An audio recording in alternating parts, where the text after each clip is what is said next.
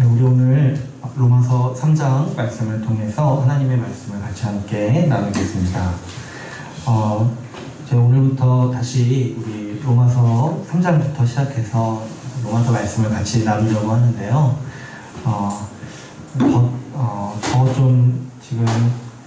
더 이상 로마서를 안 하게 되면 다시 못할 것 같아서 이번 주부터 다시 3장으로 돌아가서 하려고 해요.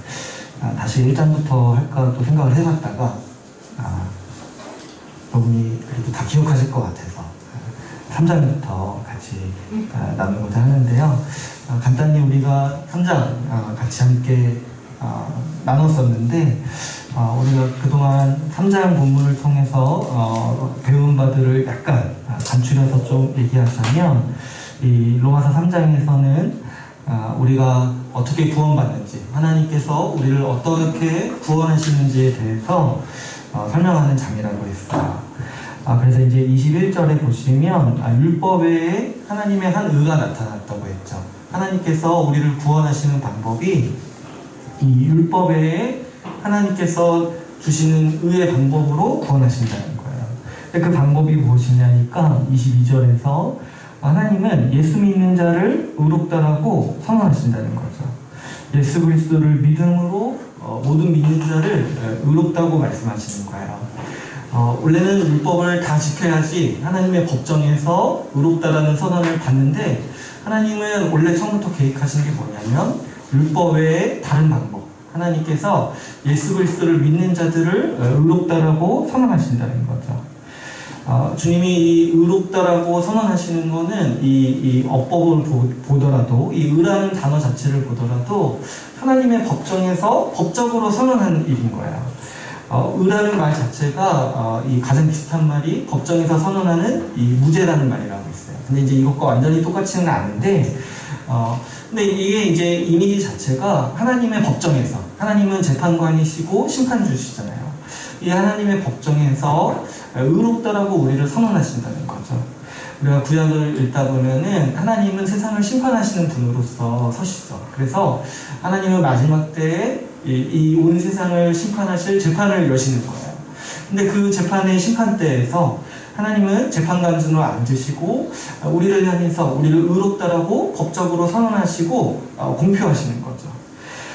그래서 우리가 의롭다라는 선언은 하나님께서 법으로 정하신 거예요.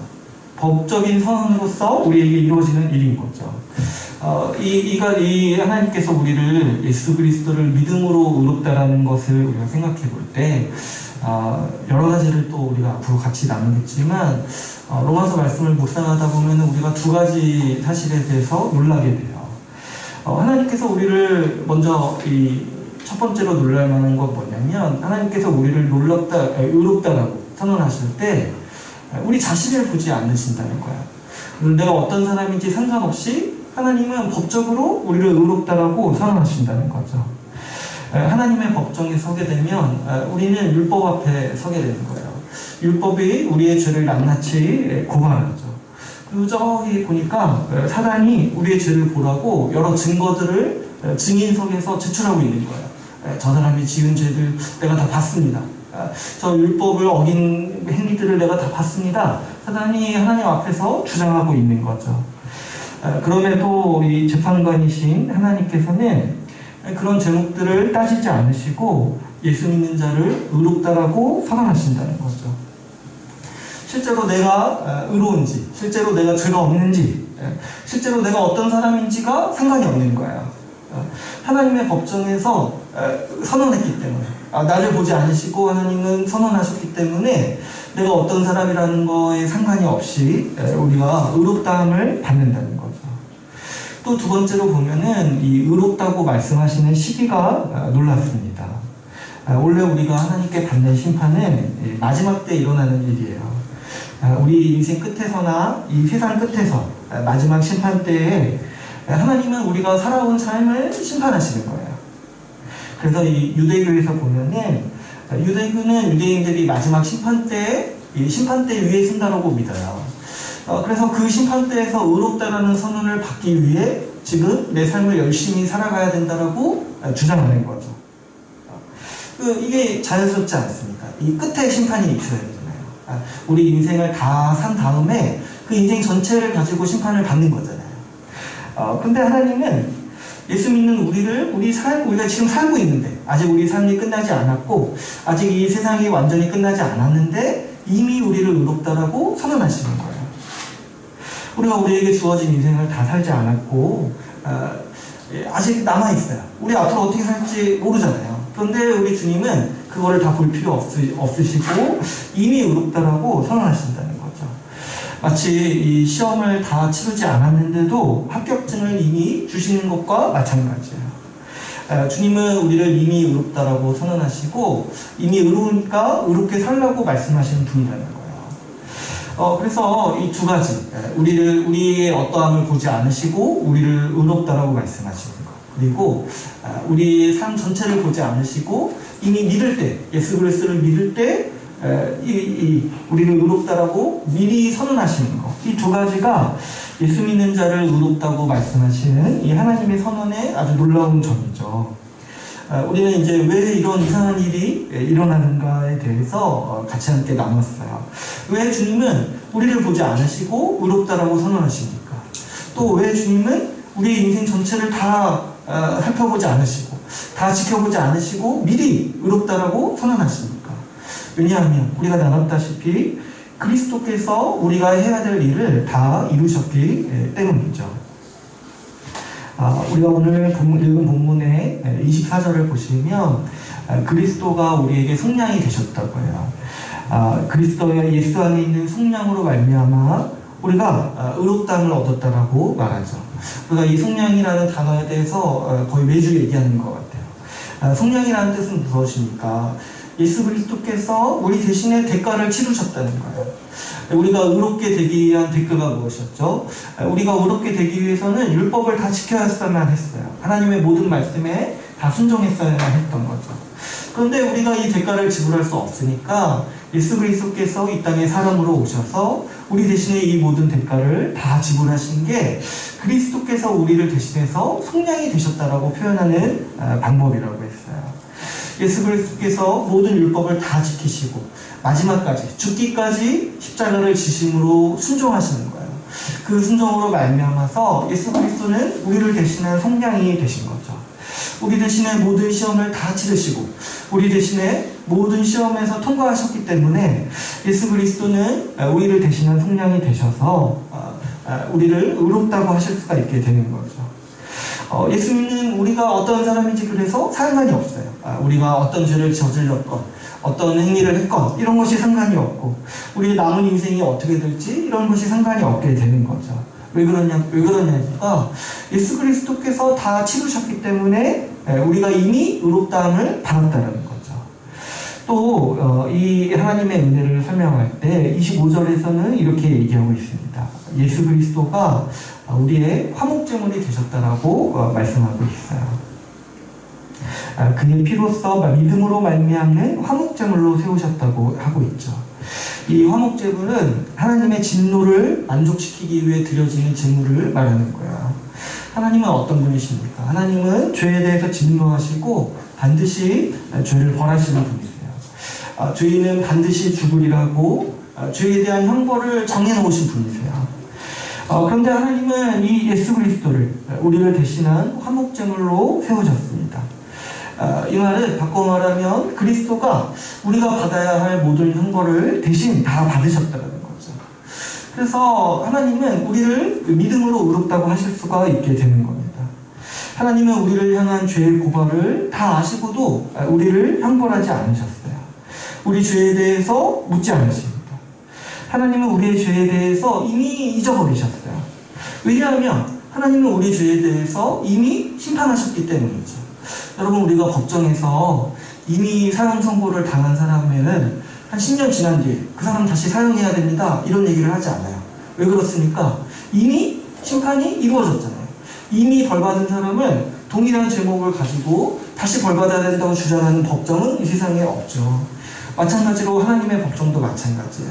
우리의 죄를 형벌해야 된다고 주장한다면 하나님은 예수 그리스도의 십자가를 보여주시는 거예요. 내가 이미 심판했다라고 말씀하시는 거죠. 그래서 우리가 예수 그리스도를 믿을 때 하나님께서는 우리 믿는 자들을 우리의 어떠함과 상관없이, 우리의 남은 인생과 상관없이 우리를 이미 의롭다라고 선언하시는 거죠. 예수께서 모든 면에서 우리를 대신하셨기 때문에 우리에게 이 은혜가 이루어집니다. 그래서 그 결과 24절에서 말씀하듯이 24절에서 이렇게 얘기를 하죠. 하나님의 은혜로 우리가 값없이 의롭다 하심을 얻은 자가 되었다라고 말씀하고 있습니다. 하나님 예수 그리스도께서 모든 면에서 우리를 대신하셔서 우리를 구원하셨기 때문에 우리에게 오는 결과가 뭐냐면 우리가 하나님의 은혜를 받는다는 거예요. 우리가 이제 은혜 받는다는 말을 많이 쓰는데 이 은혜라는 말은 사전적으로 얘기하면 자격이 없는 자에게 주어지는 하나님의 선물인 거예요. 그러니까 우리가 구원받은 게 은혜인 거예요. 왜 은혜입니까? 원래 우리는 어떤 처지에 있어요? 우리는 벌을 받아야 돼요. 형벌을 받아야 마땅한 자인데 오히려 어떻게 됐어요? 오히려 의롭다라는 선물을 받았어요. 하나님이 주시는 하늘의 최고의 복을 받았어요. 원래는 사형에 처해야지 마땅한 극악무도한 죄, 지옥 가기 마땅한 자들인데 하나님께서는 오히려 우리를 하늘의 최고의 복나 의롭다라는 선언을 주신다는 거죠. 그래서 이 하나님의 행위를 가리켜서 우리는 하나님이 은혜를 베푸셨다라고 얘기를 하는 거예요. 그런데 사실 이 은혜라는 말은 굉장히 우리가 경험하기가 힘들어요. 일상생활에서. 이 은혜를 경험한다는 거는 우리가 일상의 경험에서 이해하기가 굉장히 힘든 개념이죠. 그래서 이제 로마서 말씀에서도 우리가 유심히 살펴보면 계속 은혜의 삶이 어떤 건지 설명하고 있는 거예요. 왜냐면 우리의 경험과 우리의 삶이 은혜를 익숙하게 받아들이기가 힘들어요. 왜 그렇습니까? 우리는 살아가면서 좀 은혜를 경험해보는 경험이 많이 없어요. 그런데 이제 이 성경에서 말씀에서 이 은혜를 우리에게 좀 더 쉽게 설명하기 위해 쓰는 유사한 말이 뭐냐면 뒤에 하나님의 은혜로 값없이 의롭다 하심을 얻게 하셨다는 거예요. 그러니까 이 은혜의 말을 최대한 부연 설명하기 위해서 쓴 말이 이 값없이 하셨다는 거예요. 근데 이제 값없이 하셨다라는 건 뭐예요? 이제 쉬운 말로 바꾸면은 공짜로 해주셨다는 거죠. 공짜로. 그러니까 하나님이 우리에게 주시는 선물, 하나님이 우리에게 주시는 부와 하나님이 우리에게 주시는 모든 복을 하나님은 우리에게 값없이 공짜로 주셨다는 거예요. 이게 이제 은혜를 전부 다 설명하진 않지만 우리가 일상에서 경험하는 언어로서 은혜를 설명하는 이제 아주 이제 중요한 단어죠. 이 공짜. 공짜로 우리에게 주셨다는 거예요. 그래서 이제 우리 은혜를 생각하면은 이 값없이라는 말이 같이 이제 따라오는 거죠. 우리가 세상에서 보면은 세상에는 공짜가 없다는 말이 있잖아요. 그래서 이제 바꿔 말하면 뭐예요? 바꿔 말하면 세상에는 은혜의 법칙이 없다는 거예요. 왜냐하면 왜 그렇습니까? 뭐든지 대가가 있다는 거죠. 행한 만큼 받고 또 때로 세상의 이 모습을 보게 되면 행한 만큼도 받지 못하는 모습들이 있어요. 그러니까 사실 이 세상에서 은혜를 경험한다는 것, 세상의 법칙에서 은혜를 찾는다는 것은 굉장히 힘들죠. 그런데 우리 하나님은 하늘의 가장 큰 복을 아무런 대가 없이 공짜로 주신다는 거예요. 오히려 형벌하셨어야 되는데 오히려 아무런 대가 없이 공짜로 하나님이 가지신 모든 복을 다 주신다는 거죠. 왜냐하니까 예수 그리스도께서 모든 값을 다 지불하셨기 때문이라는 거예요. 하나님께서는 이 은혜의 복음, 제가 이제 속된 말로 바꿔서 말하면 이렇게 부르진 않지만 이 공짜의 복음, 이 복음을 통해서 하나님이 원하셨던 게 뭐냐면 우리 같은 죄인들이 하나님이 얼마나 선하신지를 보기 원하셨던 거예요. 우리의 행위에 따라 갚지 않으실 뿐만 아니라 우리 같은 죄인들을 용서하셨을 뿐만 아니라 오히려 의롭다라고 선언하시는 그 하나님의 선하심을 보고 하나님을 예배하고 하나님을 찬양하기를 원하시는 거죠. 또 그뿐만이 아니죠. 우리가 이 공짜로 은혜를 누리는 이유가 뭐예요? 이 원인이 뭐예요? 예수 그리스도가 모든 값을 다 지불하셨기 때문이잖아요. 그래서 하나님은 우리가 그리스도를 찬양하고 그리스도께 감사하고 그리스도를 예배하기를 원하셨던 거예요. 우리 대신에 모든 값을 지불하신 그리스도를 우리가 높이기를 항상 원하시는 거죠. 그런데 이제 안타깝게도 우리가 이 복음을 제대로 이해하지 못하고 또 명확히 보지 못할 때 어떤 현상이 자꾸 일어나냐니까 자꾸 하나님에 대해서 오해한다는 거예요. 사람들은요, 하나님에 대해서 좀 자기 마음대로 생각하는 경향이 있어요. 성경을 통해서 하나님을 알려하지 않고 자기 경험대로 또 자기 생각대로 자기 어디서 들은 지식을 가지고 하나님에 대해서 판단하는 경우가 무지개수로 많은 거죠. 그래서 사람들이 하나님에 대해 하는 얘기를 들어보면 마치 이런 것 같아요. 하나님이 우리를 억압하고 우리를 형벌하시는 분이라고 여기는 것 같아요. 그리고 사람들은 하나님이 우리의 행위에 따라 갚으시는 분이라고 쉽게 생각을 하죠.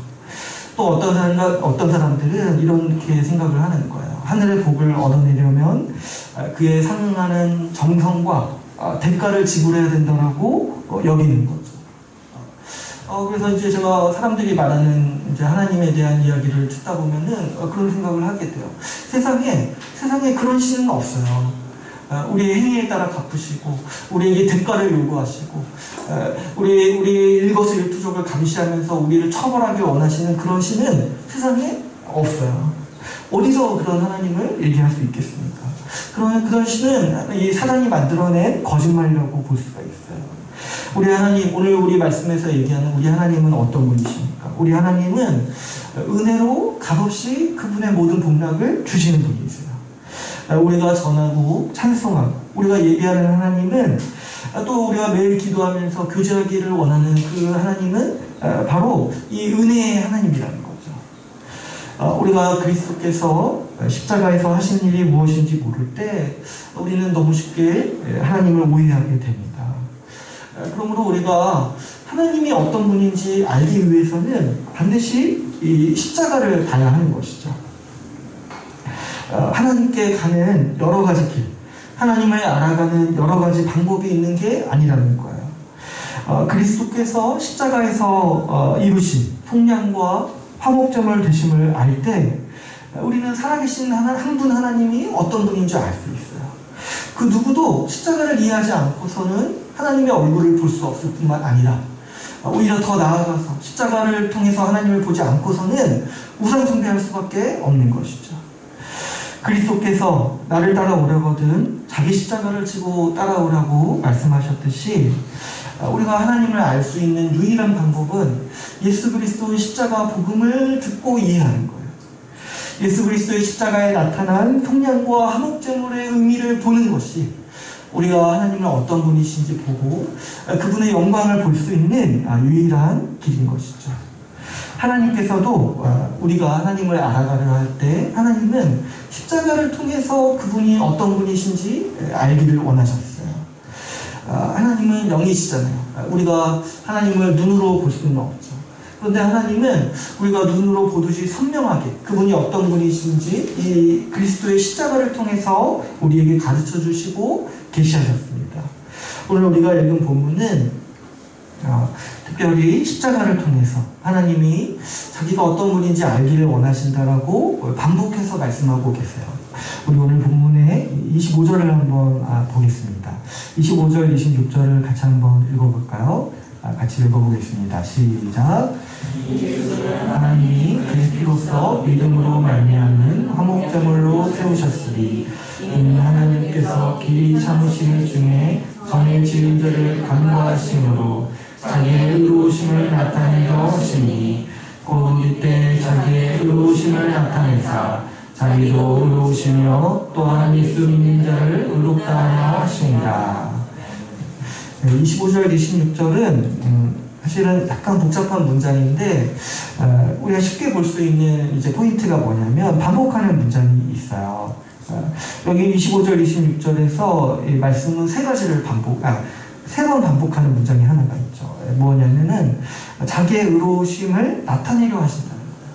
하나님께서 예수 그리스도의 십자가를 통해서 자기의 의로우심을 나타내려 하시니 또 26절에서 이렇게 얘기하죠. 이때 자기의 의로우심을 나타내려 하자.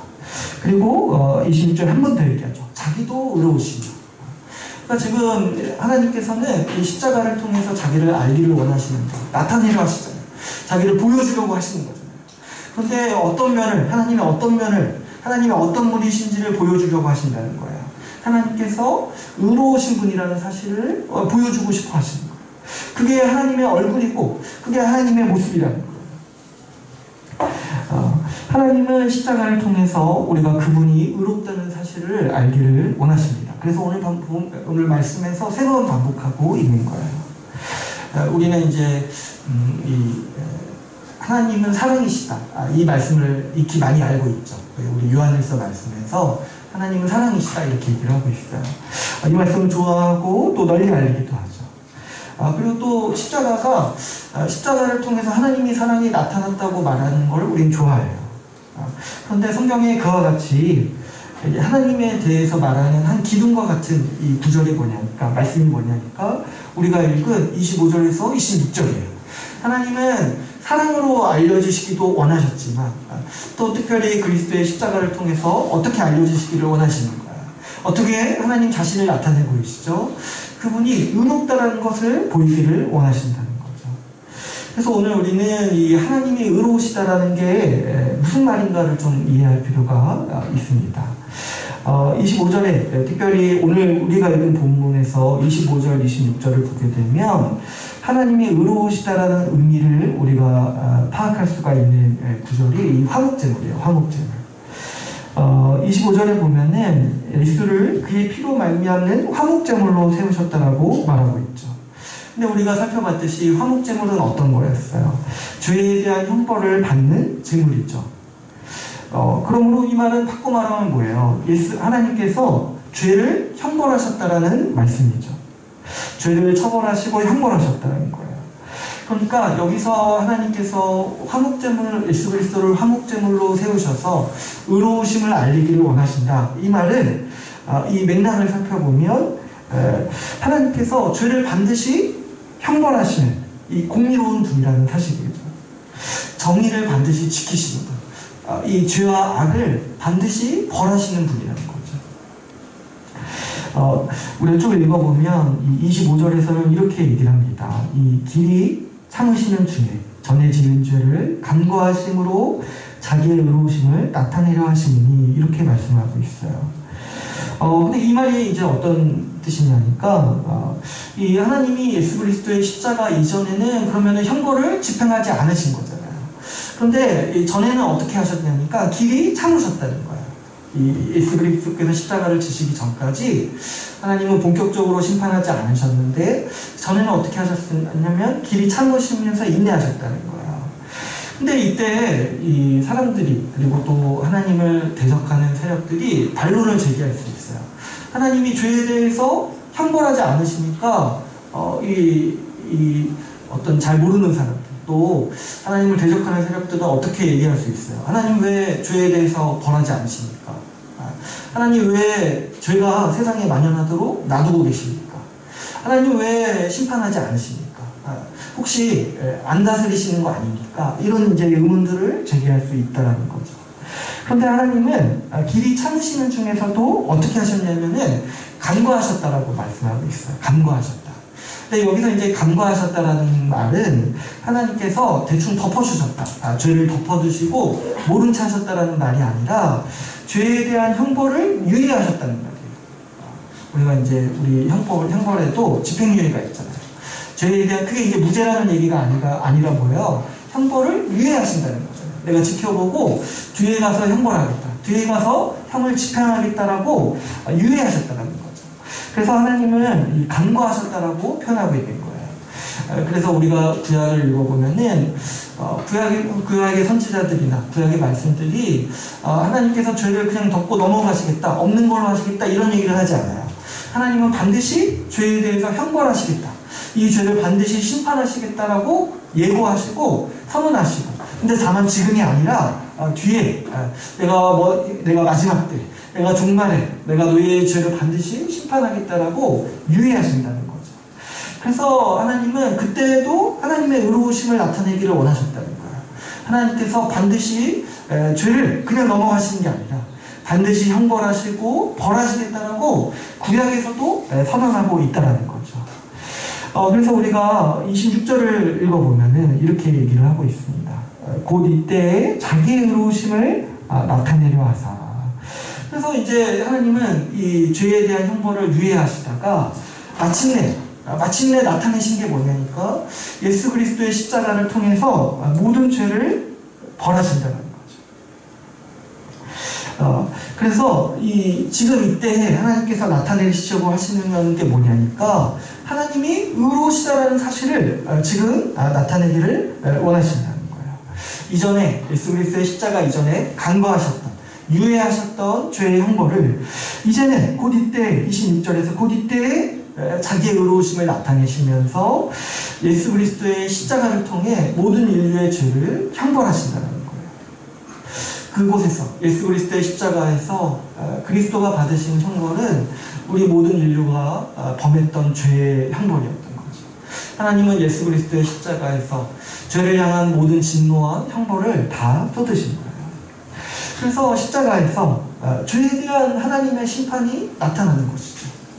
그래서 예수 그리스도의 십자가는 첫 번째로 의미하는 바가 뭐냐면 하나님의 심판인 거예요. 우리가 그래서 십자가를 볼 때마다 생각할 수 있는 바가 뭐냐면 하나님이 죄에 대해서 반드시 형벌하신다는 사실이에요. 26절에서 이때의 자기의 의로우심을 나타내서 자기가 의로우시다는 것, 이 사실을 알리시기를 원하셨다고 하셨죠. 하나님은 예수 그리스도를 형벌하시고 예수 그리스도의 십자가를 통해서 죄에 대해서 반드시 벌하시는 이 공의로운 하나님, 정의의 하나님, 공의로우신 하나님이라는 사실을 우리에게 알리시기를 원하셨다는 거예요. 그러므로 우리가 십자가를 볼 때 우리는 하나님이 어떤 분인지 분명히 봅니다. 그분이 죄를 반드시 벌하시는 공의로우신 하나님이라는 거죠. 세상에 오늘날에도 구약의 시대와 마찬가지로 세상에 왜 이렇게 불의하냐고 항의하는 사람들이 있습니다. 세상에 이렇게 죄가 넘치는 것을 보니까 또 이렇게 죄 때문에 피해를 보고 하소연하는 사람들이 많은데 어떻게 하나님이 아무것도 안 하냐고 항의하는 사람들이 있습니다. 또 죄로 인해서 고난으로 인해서 힘겨워하는 분들, 그런 분들은 하나님을 향해서 회의하고 또 아주 냉소적인 말들을 쏟아내기 마련이죠. 하나님은 죄에 대해서 심판하지 않으신다, 형벌하지 않으신다라고 이렇게 악한 세상에서 하나님은 아무것도 하지 않으신다고 오늘날에도 하소연하는 사람들이 있는 것이죠. 그러나 그런 사람들은요, 우리 예수 그리스도의 십자가를 봐야 합니다. 십자가에서 하나님은 모든 인류의 죄를 이미 심판하셨습니다. 하나님은 죄에 대해서 그냥 넘어가시는 법이 없으세요. 간과하시면서 우리의 심판을 유예하시기는 하시지만 언젠가는 반드시 모든 죄를 반드시 형벌하시는 하나님이신 거죠. 여러분, 우리 십자가에서 어떤 일이 일어났습니까? 십자가에서 하나님은요, 그분의 아들까지도 아끼지 않으시고 형벌하셨어요. 우리가 십자가를 볼 때 하나님이 얼마나 죄를 미워하시는가 볼 수 있죠. 실제로 심판대에 서신 분이 그분의 아들이신데도 하나님은 죄에 대한 진노와 죄에 대한 형벌을 모두 쏟아부으셨어요.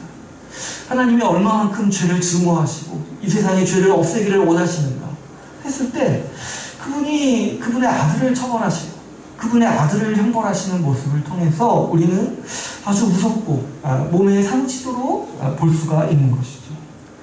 여러분, 어느 누가 이 하나님의 심판에서 피할 수 있겠습니까? 그분의 아들까지도 아끼지 않고 처벌하신 분을, 그분 앞에 서는데 우리가 어떻게 그분을 피해서 죄를 지을 수 있겠습니까? 하나님 앞에 숨길 수 있는 죄, 그냥 지나가거나 적당히 덮을 수 있는 죄는 이 세상에 없습니다. 어떻게 누가 감히 그렇게 말할 수 있겠어요? 하나님께서 어느 정도로 죄를 미워하시는지가 우리 그리스도의 십자가를 통해서 나타났습니다. 그러므로 십자가는 우리에게 하나님이 거룩하시다, 그분이 공의로우시다는 사실을 나타내고 가르치고 계시하고 있습니다. 그리스도의 십자가는 모든 불의에 대한 하나님의 경고라고 할 수 있어요. 하나님은 모든 죄를 반드시 심판하는 분이시죠. 지금 악한 사람들 가만히 냅둔다라고 함부로 말하지 마세요. 지금 저 아기는 왜 그대로 좋게 살아가냐고 우린 말할 수 없어요. 왜 그렇습니까? 주님은 예수 그리스도의 십자가를 세우신 분이세요. 죄를 향해서 진노하시고 심판하시는 하나님이시라는 거죠. 하나님은 무서운 분이시죠. 십자가를 보고서도 누가 감히 나는 심판을 피할 수 있다라고 말할 수 있겠습니까? 누가 감히 내 작은 죄 정도는 하나님이 그냥 넘어가 주시겠지 하고 안심할 수 있겠습니까? 우리는 십자가를 볼 때마다 사실은 두렵고 무섭고 떨리는 마음을 감출 수가 없게 되죠. 그런데 우리가 역설적으로 우리 주님께서 사랑이시다, 우리 주님의 하나님의 사랑은 이토록 무서울 정도로 철저한 하나님의 공의를 묵상할 때 발견할 수가 있습니다. 왜 성경, 아까 제가 말씀드렸던 요한일서 말씀은 이렇게 무서운 하나님, 이렇게 공의로우시고 정말 한치의 죄도 용서하지 않으시는 하나님을 사랑의 하나님이라고 우리에게 가르치고 있을까요? 왜냐하면 하나님께서는요, 그분의 철저한 공의를 우리에게 적용하지 않으시고 예수 그리스도에게 적용하셨기 때문이죠. 26절을 끝까지 읽어보면은 이렇게 말하고 있습니다. 자기도 의로우시며 또한 예수 믿는 자를 의롭다 하려 하시기 위해 이 그리스도의 십자가를 화목제물로 세우셨다라고 말씀하고 있습니다. 하나님은 우리의 죄 문제를 처리하실 때 그냥 대충 덮고 용서하려고 하시지 않으셨어요. 하나님은 모든 죄를 그리스도 안에서 정죄하시고 벌하시고 심판하셨습니다. 그런데 우리 대신에 그리스도를 벌하심으로 그분이 의롭다는 사실을 나타내셨죠. 또 마찬가지로 우리 대신에 그리스도를 벌하심으로 그분이 우리를 사랑하신다는 사실을 이 십자가를 통해서 나타내셨습니다. 그래서 하나님은 자기도 의로우시며 예수 믿는 우리도 의롭다라고 선언하고 계시는 거죠. 이 하나님이 철저하신 공의로서 세상을 다스리시는데 또 우리에게 한없는 자비를 보여주시면서 그분이 의로우시며 동시에 우리를 사랑하신다는 사실을 우리에게 가르치셨습니다. 여러분, 우리는 이 십자가에서 하나님이 어떤 분이신지를 분명히 봅니다. 하나님은 철저히 공의로우신 분이시고, 근데 또 그와 마찬가지로 헤아릴 수 없을 정도로 우리에게 사랑을 보여주시는 분이세요. 공의와 이 사랑은 사실 조화하기 힘든 속성이죠. 보통은 우리가 이 공의, 이 죄에 대한 처벌을 생각할 때면 이 긍휼이나 사랑의 마음을 접어둬야 된다고 생각해요. 또 반대로 사랑하기 위해서는 어때요? 이 공의의 논리, 옳고 그름을 초월해야만 우리가 사랑할 수 있고 또 어때요? 용서할 수도 있죠. 그래서 우리가 사는 세상에서 이 공의와 사랑은 종종 이 반대 개념으로 인식되고는 해요. 이게 그말 이 공의롭고 사랑한다는 거는 마치 우리에게 어떻게 들리냐면 차가우면서도 따뜻해야 된다라고 들리는 거예요. 그런데 십자가에 나타나신 우리 하나님은요, 무서울 정도로 공의로우시고 또 그 공의를 초월할 정도로 사랑 그 자체이신 분이라는 거예요. 여러분, 예수 그리스도까지, 그분의 아들까지도 아끼지 않으시고 벌하시고 심판하실 정도로 죄를 미워하시고 죄를 철저히 벌하시는 분이죠, 하나님이. 그런데 죄를 미워하시는데 죄인인 우리를 사랑하시는 거예요. 그분의 아들을 내어주실 정도로 우리를 사랑하신 거죠. 이 신비가 예수 그리스도의 십자가에 있습니다. 죄를 미워하실 정도로 철저히 죄를 미워하셔서 철저히 심판하실 정도로 공의로우신 하나님이 죄인인 우리를 사랑하시기 위해서 그분의 아들을 내어주셨다는 거죠. 우리는 하나님에게서 이 공의와 사랑이 완전하게 이 조화를 이루고 있는 모습을 보게 됩니다. 아마 우리가 평생 묵상하고 평생 생각해야 될 주제가 여기에 있어요.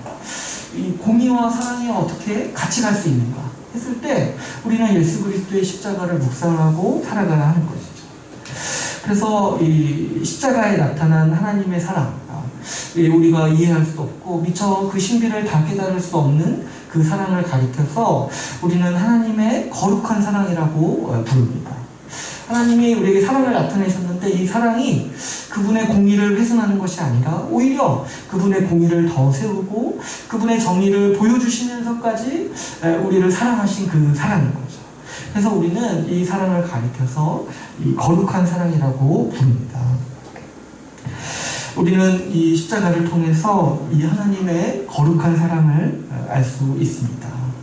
그래서 우리는 십자가를 생각할 때 두 가지를 믿는 거예요. 먼저는 하나님은 모든 불의에 대해서 반드시 심판하신다는 사실을 우리는 볼 수가 있습니다. 왜냐하면 십자가에서 그분은 그분의 아들까지도 아끼지 않고 심판하실 정도로 죄를 반드시 벌하신 분이기 때문이죠. 또 두 번째로 하나님은 예수 그리스도를 믿는 자를 반드시 구원하시고 심판에서 구원하신다는 사실을 우리는 볼 수가 있어요. 왜 그렇습니까? 하나님은 십자가에서 그분의 아들을 내어주시면서까지 우리를 사랑하셨기 때문이죠. 그래서 우리가 십자가를 볼 때마다 우리는 그분이 거룩하시고 사랑이 많으신 분이심을 보게 되고 하나님이 거룩한 사랑의 하나님이시라는 사실을 우리는 끊임없이 되새기면서 살아갈 수 있게 됩니다. 하나님은 거룩하시고 공의로우시고 사랑과 자비가 풍성하신 분이십니다. 우리가 십자가를 믿고 십자가를 정체성으로서 삼는 교회라면 우리 역시 마땅히 십자가에 나타난 이 하나님의 얼굴을 따라 살아야 하는 것이 마땅하죠. 여러분, 교회가요 십자가를 상징으로 하고 있잖아요. 그리고 우리도 우리 믿음의 핵심이 예수 그리스도의 십자가를 믿는 거잖아요. 그렇다면 우리가 십자가를 믿고 살아갈 때, 십자가를 의지하면서 살아갈 때 우리의 삶에 나타나는 우리 삶의 모습도 마땅히 하나님의 얼굴, 그 거룩하시고 공의로우신 사랑의 얼굴을 닮은 모습으로 살아가야 하는 것이죠. 십자가를 통해서 하나님의 얼굴을 보는 우리는 우리 자신과 우리 교회도 거룩한 사랑을 행하는 사람으로서 교회로서 살아가야 하는 것이죠. 그러나 안타깝게도 우리가 십자가를 중심으로 살지 않을 때 우리의 삶이나 교회는 이 십자가의 모습이 훼손되는 모습으로 살아가기가 쉽습니다. 십자가를 외면하는 교회나 십자가를 외면하는 신자, 이런 말들은 사실 없는 말이죠. 있을 수 없는 말인데 이 십자가를 제대로 보지 못하는 십자가를 외면하는 신앙은 정확히 모든 면에서 하나님과 반대로 행동합니다. 어떻게 행동하냐니까 거룩해야 할 때, 공의를 세워야 할 때 사랑으로 용납하자고 말하는 거죠. 또 반대로 어떻게 해요? 사랑하고 용납해야 할 때, 긍휼을 보여줘야 할 때 정의를 부르짖으면서 처벌을 주장하는 거죠. 이렇게 우리는 십자가를 이해하지 못할 때 반대로 살아가기가 쉬운 거예요. 여러분, 우리는 자주 이 공의를 왜곡하기가 쉬운 사람들입니다. 그래서 쉽게 사랑이 없는 공의를 주장하려고 하죠. 그래서 이 사랑이 없는 공의, 옳고 그름을 따지면서 아주 매서운 회초리로서 다른 사람을 대하려 하고 판단을 내리려고 하죠. 또나 사실 우리 삶을 보게 되면 누구도 이 옳고 그름만 있는 세상에서 살 수가 없어요. 우리는 자주 사람이 사람답기 위해서는 죄에 대한 엄격한 처벌이 있어야 된다고 생각을 합니다. 죄와 잘못에 대해서 엄중하게 처벌해야지 다시는 그런 일을 하지 않고 사람답게 살 수 있다고 생각해요. 또 우리는 이게 옳은 일이라고 생각하죠. 죄를 벌하고 또 이것들을 지적하고 이것들을 교정하는 것이 선한 일이고 이것은 절대적인 선이라고 우리는 쉽게 생각할 수가 있어요. 그런데요, 우리가 정말 사람답게 살기 위해서, 우리가 사람으로 살기 위해서는 그런 정말 한치의 오차도 없는 그런 완벽한 공의뿐만 아니라 우리가 살아갈 때 사실은 그보다 더 많이 자비가 필요하죠. 우리가 많이 아는 이제 이야기 중에 이 레미제라블 이야기가 있잖아요. 거기서 장발장이 어떤 경험을 해요. 이 청년 때 빵 한 조각을 훔쳤다는 제목으로 감옥에 갇히고 노역을 살죠. 근데 사실 장발장은 그 심한 형벌을 받았어도 도둑질하는 버릇을 고치지 못했어요. 근데 장발장이 언제 새로운 인생을 꿈꾸게 됩니까? 자신이 훔쳤던 이 은식기들을 이 신부의 집에서 훔쳤는데 그 신부가 그것을 용서해 주죠. 그리고 가져가라고 얘기를 하죠. 그때부터 장발장은 새로운 인생을 살기로 결심을 하죠. 그러니까 우리가 사람답게 사는 게요, 사실 공의가 우리를 사람답게 하는가, 사실 그보다 더 큰 자비가 우리를 사람답게 만들고 우리를 더 성숙한 사람으로 이끌어가게 된다는 사실을 우리는 도처에서 볼 수가 있습니다. 우리는 욥기를 통해서도 이 사실을 볼 수가 있습니다. 욥이 고난을 당할 때 우리가 잘 알다시피 욥의 새 친구들이 찾아오죠. 근데 이 새 친구들이 참 재밌어요. 처음에 와서는 욥이 이제 힘드니까 위로해줘요. 근데 이제 위로하는 장면은 잠깐이고 욥기 대부분이 이 욥에 대해서 판단하는 이 말씀들이에요. 새 친구들이 한번 처음 와서 위로해주고 그 다음부터 계속하는 말이 뭐냐면 욥이 왜 고난을 받는지 자기들 나름대로 설명하고 설득하려고 해요. 욥의 새 친구들이 주장하는 바의 이 주요 골자는 하나님이 공의로우시다는 거예요. 그분 앞에서 누구도 의롭게 설 수 없고 모든 사람이 그분 앞에서 죄를 감출 수 없다. 그래서 욥 너도 그분 앞에서는 죄인이다. 그러니까 네가 지금 받는 고난도 죄 때문에 하나님의 심판으로서 받는 고난이다라고 이 욥의 새 친구들이 계속해서 얘기를 하죠. 그렇죠, 여러분. 그들의 말은 다 맞는 말이에요. 그들은 철저하게 공의를 주장하죠. 근데 욥은 그 새 친구들의 말을 들으면서 한탄하죠.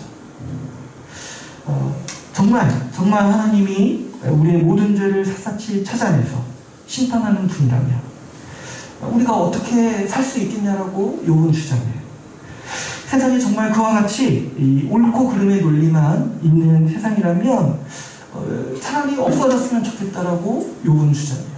그래서 욥이 어떻게 얘기하냐니까 내가 태어나지 않았으면 좋을 뻔했다.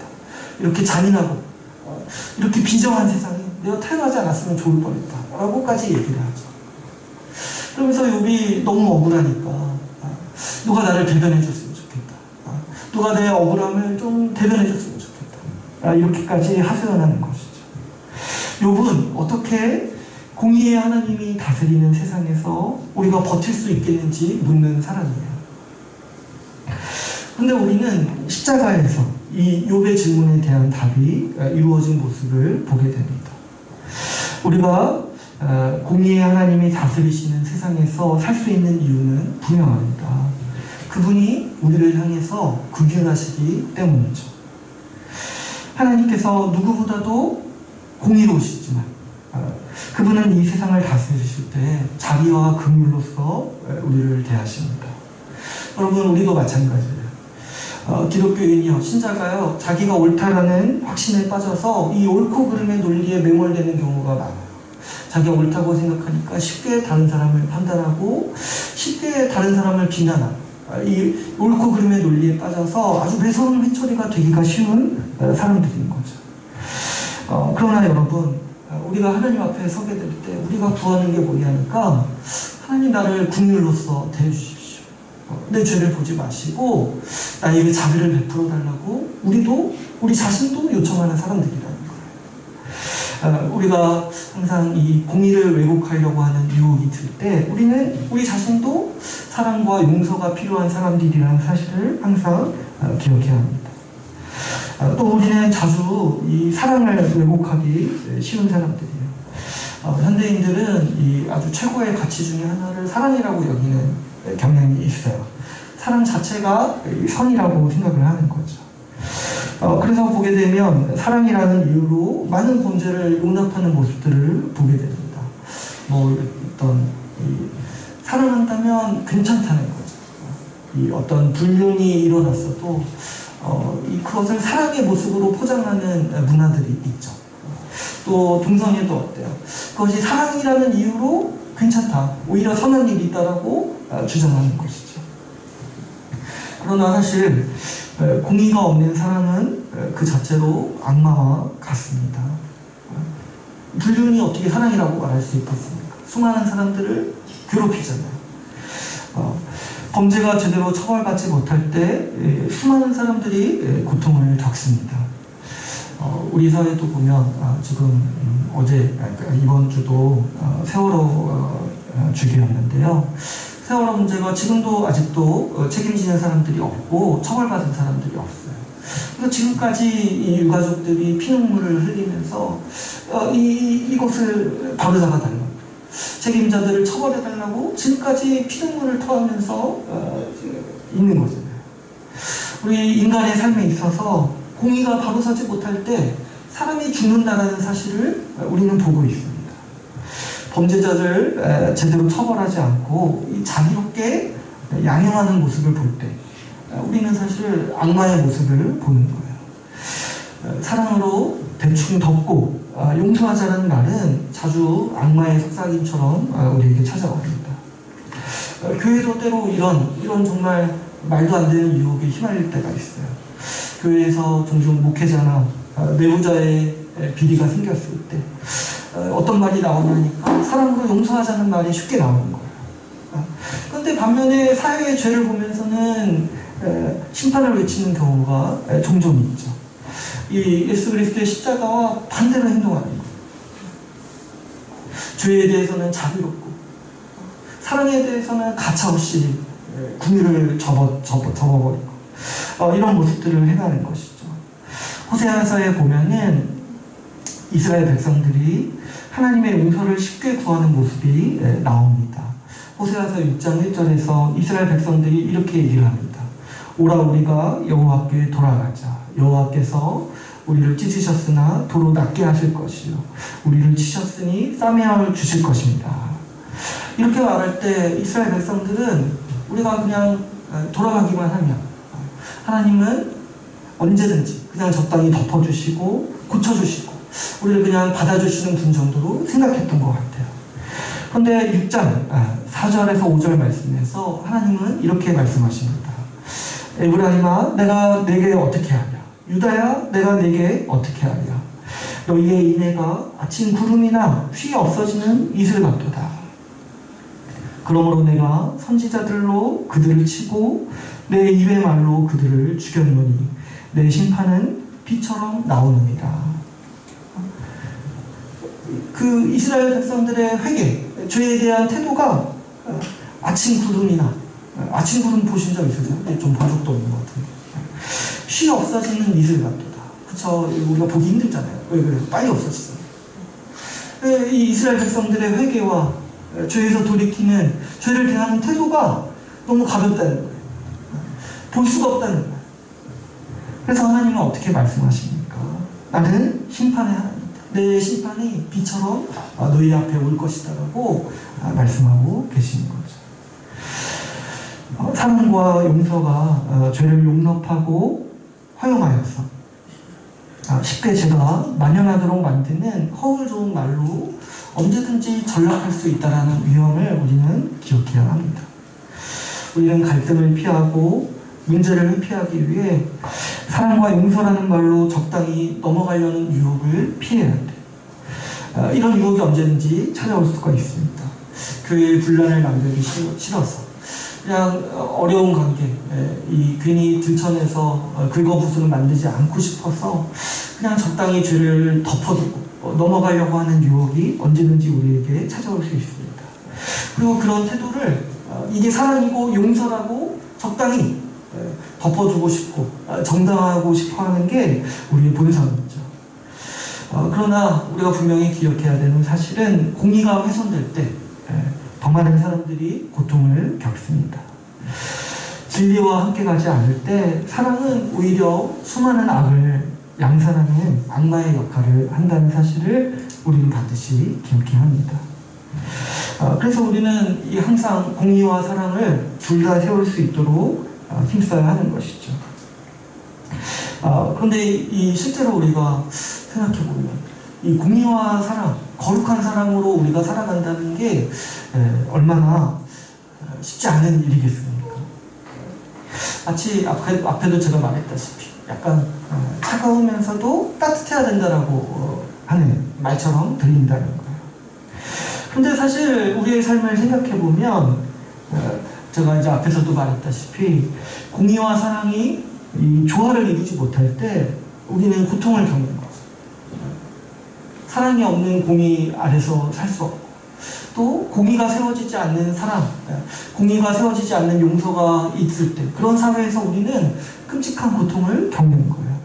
그러니까 우리는 쉽게 공의와 사랑이 반대되는 개념이라고 생각하기 쉽지만, 사실 우리가 삶을 살기 위해서라면 이 공의로운 사랑이 있어야 우리가 인간답게, 사람답게 살 수 있게 된다는 거죠. 그래서 우리가 우리 하나님이 공의로우시고 사랑이 많은 분이라는 사실에 감사할 수가 있는 것입니다.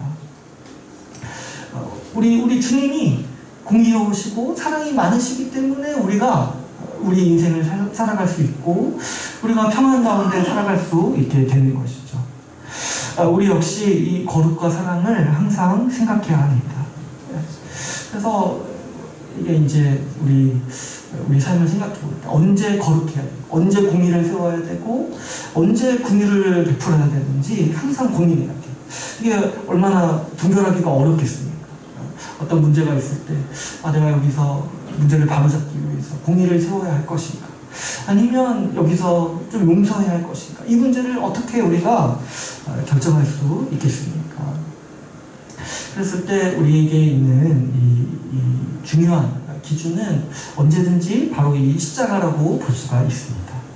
여러분, 우리가 거룩한 사랑을 따라가기 위해서는 이 십자가에 자기 부인이 필요하죠.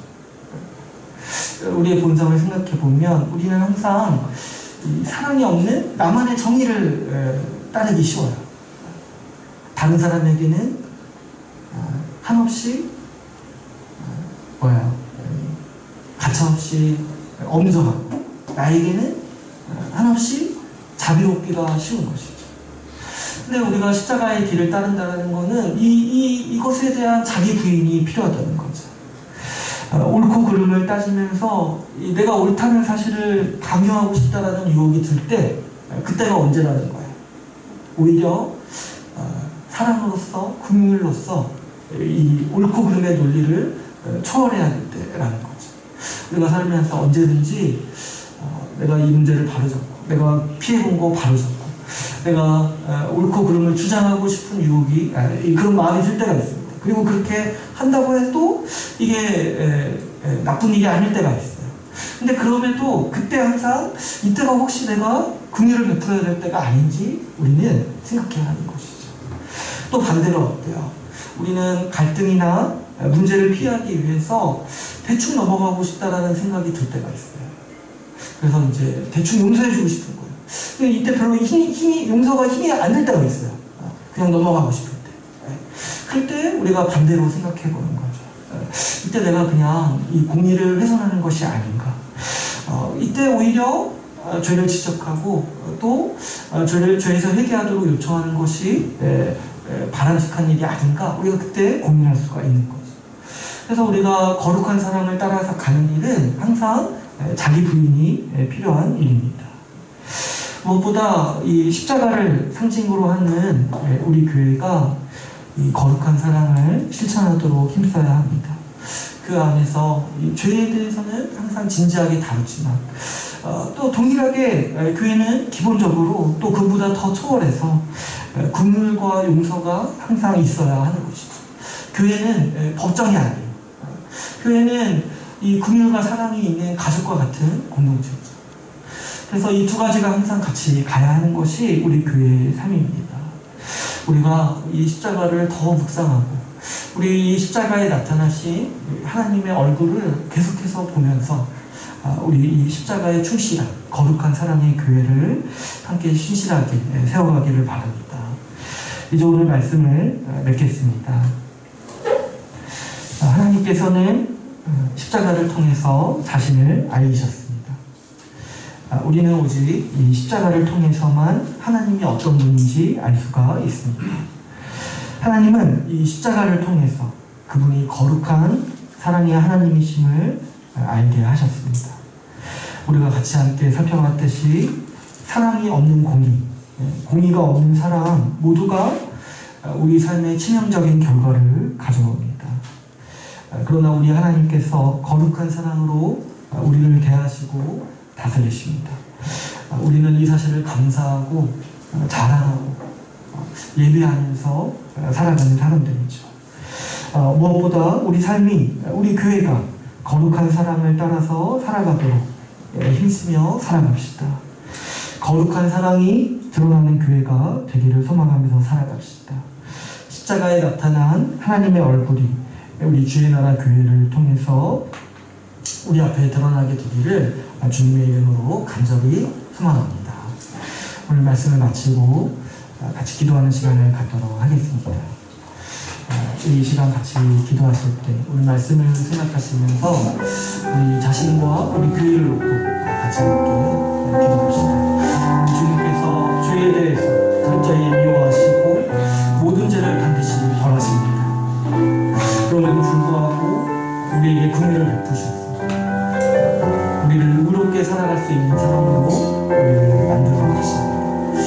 그 주님 앞에 우리가 죄에서 철저하게 거룩해지고 또 다른 사람에게 사랑과 긍휼을 베푸는 사람으로 살아갈 수 있게 달라고 기도합시다.